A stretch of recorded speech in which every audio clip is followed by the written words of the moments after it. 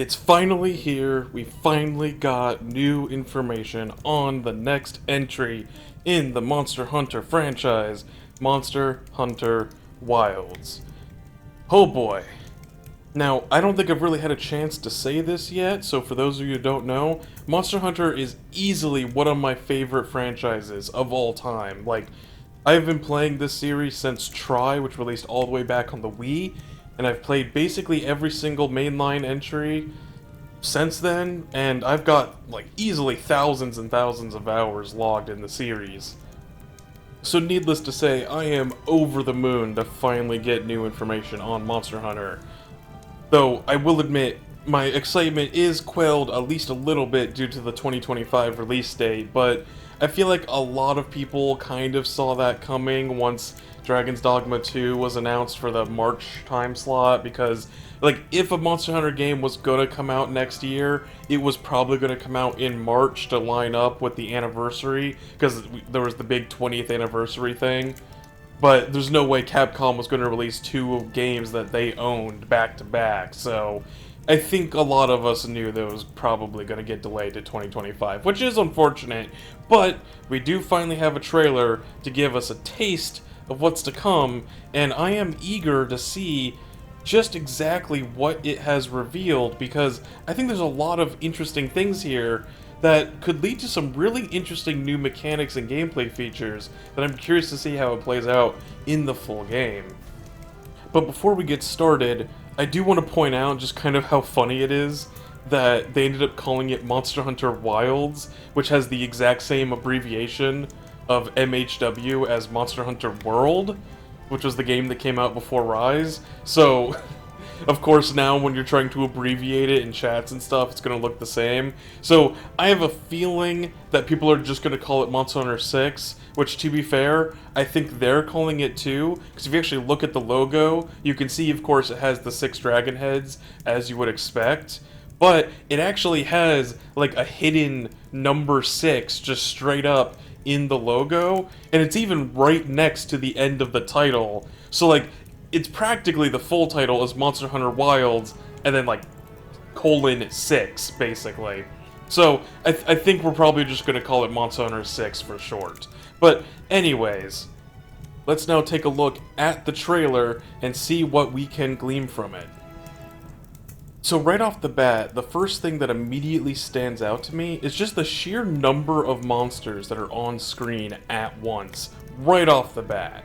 Like, it is clear that they are trying to take advantage of the more powerful hardware and really kind of push it to the limits, at least in terms of having as many of these creatures just in the world at once as possible. Like, these are admittedly almost certainly just smaller monsters, not like really proper hunt targets, but even when you just look at smaller monsters, like back in Monster Hunter World, you usually would only see them in very small groups of only a handful of members each, whereas this clearly already has dozens and dozens of members in this herd with, like, different variations, and they're all doing their own thing. Like, there's so much going on right off the bat. And then we have these other monsters that are barreling through them, and even then, so these look like they might be proper large monsters, like the kinds of things that you would actually hunt, but they're still in a group hunting as a pack, working together. So I'm curious if they're really trying to push this whole pack dynamic, and maybe we'll be getting a lot more monsters that might work a lot more like the Great Azuchi, but on a much bigger scale, where they all work together in order to fight you and tackle, like, the environment and everything all at the same time by using the power of numbers. I mean, if you just look at the previous games, like, World and Rise had, like, basically a hard cap of 3 large monsters on the entire map at once, and that was it. And there's already, like, at least 3 of these things barreling through these, I guess, pangolin-style creatures, all just in this intro at once, and I imagine there's probably more elsewhere on the map. So I think they're clearly trying to cram as many on screen as possible, including the large monsters. And I mean, this is probably an extension of the whole rampage thing that they introduced in Rise. Like, I wouldn't be surprised if the reason why that was in Rise in the first place is because that was effectively like an early tech demo of the same kind of technology that they were pushing for this game, where they were like, oh hey, you know, if we can manage to get like a dozen monsters on screen on the Switch, then like imagine how many we can get on the PS5, you know? So like I have a feeling that there's like a sort of progression there from what Rise was doing to this game. Moving on though, the next most interesting thing is just the map that this is all taking place in, which I think I'm going to tentatively call the Lightning Wastes for now, because it really seems like not only is this like a pretty typical looking desert area, which you see pretty commonly in most Monster Hunter games, but it really feels like a huge theme of the area are these lightning storms that are going to be potentially plaguing it pretty regularly. Like, obviously we see a lightning storm just in the trailer, which could just hint to some more graphically intense weather effects and the like, but it actually seems like it affects the map in a lot of ways. Like, for one, the local wildlife seems to be specifically evolved to deal with lightning strikes, with these huge lightning rods that stick out of them and then glow when they've been struck. And that, for one, shows that the weather effects can directly interact with the monsters and potentially provide buffs or nerfs. Like, there's no way that after being struck by lightning,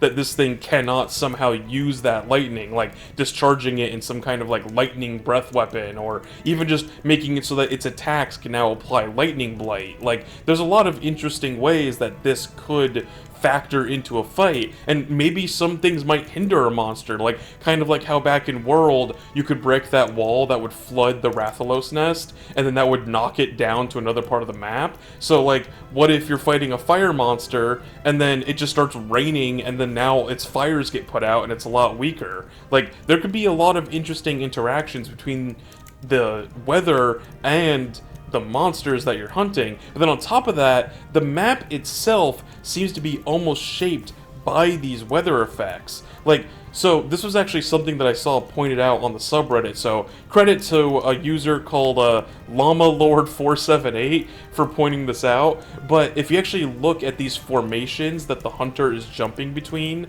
throughout the latter part of the trailer, they're very clearly a structure that is apparently called fulgurite, which is essentially a substance that gets created when lightning strikes sand and effectively instantly melts and glasses it into these sort of wild structures. So like, the fact that there's these gigantic fulgurite structures, and you even seemingly land on one near the end, seems to tell me that this place is heavily getting thunderstorms and lightning just all the time, and it's just constantly striking the sand and forming these massive structures everywhere. So like, this isn't just a random lightning storm, like this is a lightning themed area, like clearly.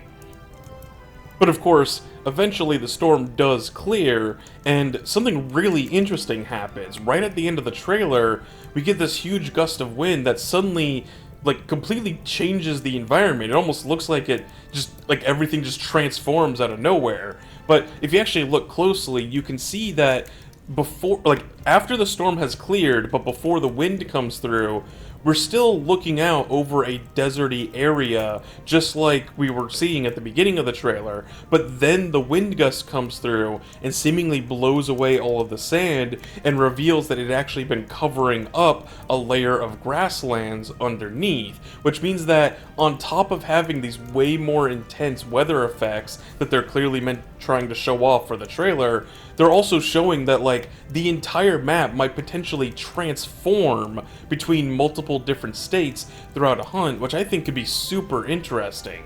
Like, I could already see numerous ways that this could potentially play out in other kinds of maps in the game. Like, for example, just based off of the flooded forest that's been in a few of the games, maybe there could just be a forest area that experiences heavy rainfall and then becomes flooded dynamically, and then that changes like how the monsters can fight, and or even what types of monsters show up. Or like another one that I would not be shocked to see in the game is if there's, say, a tundra area, but it's on like some kind of volcanically active mountain, that occasionally spews out lava, and then now we suddenly can transition between this like intense heat versus intense cold environment and back and forth. Like, there's a lot of cool and interesting ways that I can see this play out, especially if, again, this continues to play into like interactions with the monsters where like they can do specific things based off of the current state of the environment. So like, I think that a huge theme of this game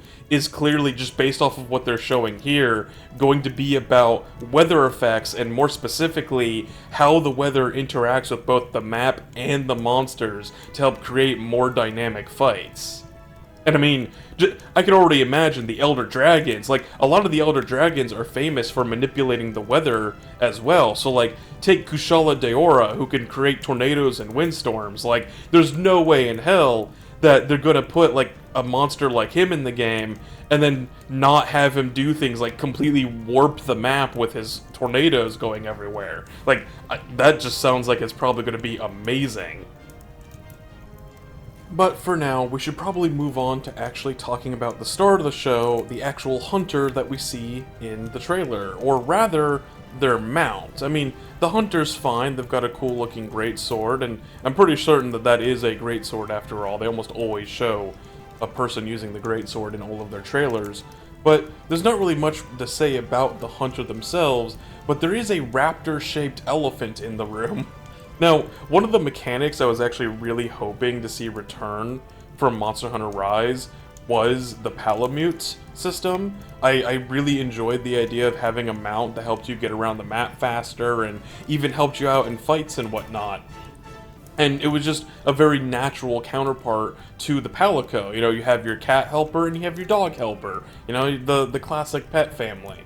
And so, while it does seem like we're not going to be able to keep our dog companions, we are getting a sick-ass raptor companion in its place that seems to be even more fully featured than the Palamutes were. Like, it's actually kind of interesting if you think about the sort of progression that, you know, player mounts have gone in Monster Hunter as of late. Because back in World, when they were first introduced, you could only really mount the small monster of a zone and then basically stick it on autopilot to go to a particular area while you like sharpen your items or sharpen your weapons and consume items and things like that.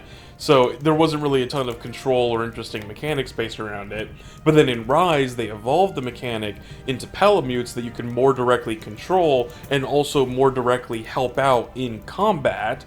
But they still weren't as fully featured as the hunter on their own, because Palamutes, for example, couldn't climb walls while the hunter could. So like, there were areas that the Palamute couldn't get to that only the hunter could on their own. But now, it seems to have reversed that dynamic, because we can see this raptor companion doing all kinds of crazy stuff, like leaping from various locations that there's no way the hunter could leap on their own, to even whipping out wings and gliding. Like, hell, it's kind of giving me Pokemon Scarlet and Violet vibes, with like the whole idea of the mount you get from the start that like learns how to traverse the world more and more as you level up. So like, this guy definitely can do a lot, but what I think is really interesting is the gear that he's got loaded up on like his hips, because it really looks like he is more of a traveling companion than a simple mount, because, you know, in the previous two games with their mounts, they were pretty much just battle companions. Like, they were there to be ridden, but they were only there for short periods of time to help out in a fight. Whereas this guy, this looks like the kind of thing that you would travel with for days. I mean, he's got like this cool little sleeping bag on his back. He's even got a little charm, which I wouldn't be surprised if that actually might be some kind of stat boosting thing. On his left hip, he's got a bunch of pouches that probably hold various items, even some tools, potentially cooking supplies. And then on his right hip, he's got a gun, which kind of stands out a lot. Now, using the highly advanced technology of copy-pasting a couple images into Photoshop, I've gone ahead and gotten an image of a light bowgun from Monster Hunter World, and you can really see, just putting it next to this gun in the bag, that I wasn't able to get an exact angle match or model match, but like, it's pretty close. And then if you line it up, the shape of the bag clearly fits the gun pretty much perfectly. Like, there's no doubt in my mind that this is specifically a light bow gun. Like, maybe the bow part of the gun is a little bit, doesn't fit, but I could see that easily collapsing when it's being stored. And so, the question then becomes, why is there a light bow gun in this bag? Like, if it was just a prop, why would they use another weapon class as just a random model to throw onto this Raptor? And I mean, hell, to be a little bit nitpicky, when you're in the trailer, you can actually kind of see it waves to the wind a little bit differently than the way that other stuff on the Raptor, like its feathers, wave in the wind, which kind of tells me that it's a more dynamic element. Maybe I'm just reading too much into it, but it really feels like the mechanic that they're implying here is that the Raptor can carry a second weapon that you can then swap between, potentially mid-fight, by just simply pressing a button or something. And I think that there's a lot of interesting potential here. Like, at the very least, obviously, you could just equip two different weapons that you like. So, like, if you like the light bowgun and the greatsword, then you can swap between them mid-fight. But you could also be more strategic about it. Like, for example, you could carry weapons for different elemental damages or status effects. So, like, you might not even carry two different types of weapons. You might, say, carry two long swords, but then one of the long swords is a fire longsword, and the other one might be a paralysis longsword, and you swap between them depending on which one would be more useful in the fight at that time. And, I mean, I can already predict that a very common combo that people might do is bring, say, a sleep weapon as their primary weapon, and then once they get the monster to go to sleep, they grab their secondary weapon, which they have be, like, say, a greatsword, to then capitalize on the sleep before going back to their primary. Like, there's a lot of different ways that I could see this as an interesting mechanic on its own, but I feel like it also implies a few things, like potentially like how camps might work. So, like I already pointed out, the Raptor has a lot of random supplies and materials on it, which almost makes it feel like it might even be able to act as a portable camp. Like, maybe not mid-hunt, of course, but when you're, in a safe area away from a monster, maybe you can grab the sleeping bag off the back of the creature and then use it to rest and recover your health without having to spend any items. Or maybe it can even just hold extra items to help restock some stuff so that you don't have to go all the way back to a proper camp or a town to refresh yourself. But the fact that it's also carrying a secondary weapon for you to swap between sort of implies some limitations. Like, I highly doubt that you'll be able to, say, change out your entire armor loadout just from your Raptor. Kind of like what they've been doing in the more recent games, where your camp has more and more features. So, like, in Rise, for example, you could swap out your armor, your weapons, like everything from camp. You could even cook food, and maybe you can cook food at the Raptor too, but, for now, it really seems like it's mostly just about swapping between weapons, resting, and maybe restocking some items, which means that a proper camp where you can actually do things like cook food and whatnot, might be more rare because you have all these basic utilities that come with you, which means that even if the camp is still as powerful as it is in Rise, its rarity and hard to, like, it being hard to get to might make it a little bit more interesting of a mechanic, where you still have to prep a lot more as to what you're going to be taking with you on this long-term hunt. And speaking of longer-term hunts, if we kind of start piecing together all of these little bits of information that we can glean from this trailer, it really seems to be pointing towards a very specific vibe that I wouldn't be surprised if you've caught on to by now, which is that it's entirely possible that this might actually be a true open-world Monster Hunter game. Now, what exactly does that mean? Because, yes, in the previous games, especially as of World, the maps have been all interconnected without any loading screens so that you can more freely explore them, but each of the individual maps themselves are still separate areas that you have to load into, but through essentially, fast travel when you select a mission and whatnot. So, what I'm curious about is maybe this means that actually, instead of it being, half a dozen or so distinct maps, it could be that this is just one gigantic map that you explore and actually go physically from biome to biome and hunting the different monsters that you encounter along the way, with the idea that the Raptor companion is able to hold some supplies with you to help out on these longer term expeditions. And I mean, hell, if we continue down this line of thinking, that could mean that, like, the central town that you usually use as, like, a hub area to, like, upgrade your gear and stuff, instead of that just being effectively a glorified menu that you can walk around, that might be a physical location in this world that you have to get to. And there might even be multiple towns, kind of like back in Monster Hunter Generations, that again are at different physical locations, and you might have to actually, like, physically explore the world in order to access them by actually, like, clearing out a bunch of monsters in the area. And I mean, if we keep going down this line of thought, maybe there's not even any small base camps at all to begin with. Like, or maybe it's more like Wild Hearts, ironically enough, the name kind of lines up, where in that game you can place down your base camps yourself, but they're destructible, so if you place them down in a risky location, a monster might destroy them, and so they're not always necessarily permanently safe havens, away from the monsters, and for that you have to go to a town that is well defended in order to actually get some kind of semblance of safety. Like, that could be a really interesting system to use, and without the base camps to act as your safety net, that means that now whatever gear you can carry on your person and with your Raptor, that could just be the only things that you get.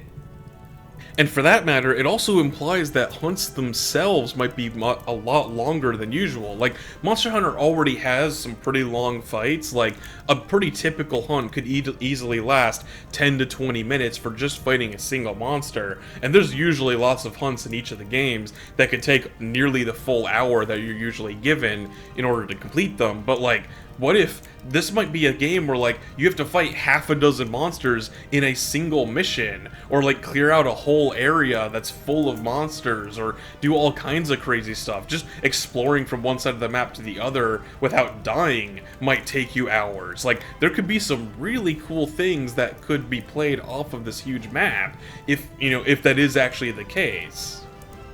And keep in mind what I said about weather at the beginning as well, because, like, longer hunts with bigger maps, while the weather can also change, which in turn changes the map and interacts with the monsters, and basically, like, the fight can change completely over time. Like, this could be some really dynamic and interesting hunts that we're in store for, and I personally cannot wait to see it for myself. But I do have to admit that I might be veering a little bit too far into pure speculation and hopes and dreams discussion at this point, so I think I should probably cut myself off so that we can wrap up this video. But you can definitely expect some more Monster Hunter videos in the future from me, especially as we get closer to the game's release. I mean, hell, maybe I'll stream it when it comes out. So, as always, I am eager to continue the conversation down in the comments below. Feel free to let me know what you thought of the Monster Hunter Wilds trailer, and are you as hyped for the game as I am? I mean, I'll let you know right now that this is actually my my second time recording this, because the first time I was basically just so giddy and went on rambling for way too long and everything. Like, I needed to take a day to, like, collect my thoughts and calm down a little bit. But for now, remember that if you liked the video, make sure to leave me a like, and if you want to help out the channel, you can always subscribe. It's free and it helps out a lot, and then you'll get notified of when I make more videos like this one. But for now, thank you all for watching, and I'll see you guys next time.